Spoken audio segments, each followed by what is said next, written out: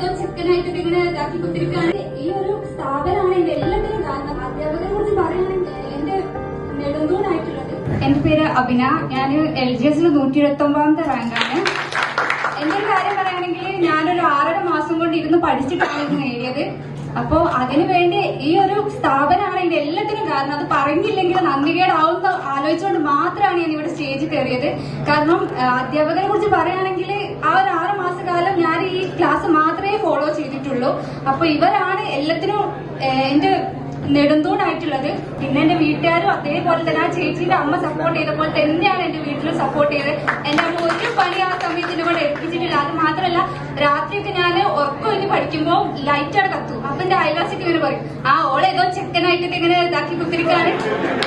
അങ്ങനെ അത്രയും കേട്ടിരിക്കുക. അപ്പൊ അമ്മ ഇങ്ങനെ പറയും, അമ്മക്ക് അത്രയും വിശ്വാസമാണ്. അപ്പൊ ഇങ്ങനെ അമ്മ പറയും, പഠിച്ചാൽ മതി. ഇത് ഞാൻ പറഞ്ഞില്ല, നന്ദികേടാവുമെന്ന് തോന്നിയോണ്ട് മാത്രമാണ് ഞാൻ സ്റ്റേജിൽ കയറിയത്. സ്റ്റേജിൽ കയറി അത്ര പരിചയമൊന്നുമില്ല.